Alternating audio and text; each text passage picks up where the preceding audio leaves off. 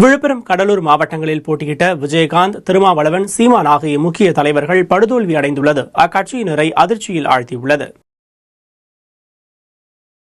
தமிழக சட்டமன்ற தேர்தலில் பல்முனை போட்டி நிலவியதால் வழக்கத்திற்கு மாறாக தேர்தல் தேதி அறிவிக்கப்பட்டது முதல் தமிழகத்தின் அனைத்து மாவட்டங்களிலும் கடந்த ஒரு மாத காலமாக பிரச்சாரங்கள் அனல் பறந்தன. எங்கு பார்த்தாலும் தலைவர்களின் குரல் ஒலித்துக் கொண்டே இருந்தன. இதில் திமுக, அதிமுகவிற்கு அடுத்து முன்னாள் எதிர்க்கட்சியான தேமுதிக மீது பெரும் எதிர்பார்ப்பு இருந்தது.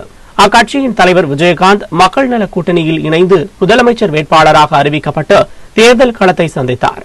விழுப்புரம் மாவட்டம் உளுந்தூர்பேட்டையில் போட்டியிட்ட அவர் படுதோல்வியை சந்தித்துள்ளார்.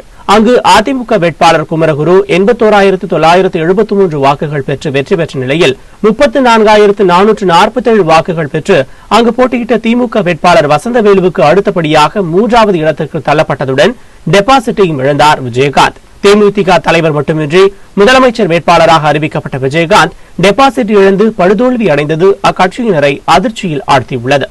இதேபோன்று கடலூர் மாவட்டம் காட்டுமன்னார்கோவில் தொகுதியில் போட்டியிட்ட மக்கள் நல கூட்டணியின் பெரும் நம்பிக்கை வேட்பாளரான விடுதலை சிறுத்தைகள் கட்சித் தலைவர் தொல் திருமாவளவனும் தோல்வியை தழுவினார். 48,188 வாக்குகள் பெற்ற போதிலும் அங்கு போட்டியிட்ட அதிமுக வேட்பாளர் முருகபாலனை விட வெறும் 87 வாக்குகள் மட்டுமே குறைவாக பெற்று சொற்ப வித்தியாசத்தில் படுதோல்வி அடைந்தது அக்கட்சியினரிடையே பெரும் ஏமாற்றத்தை அளித்துள்ளது.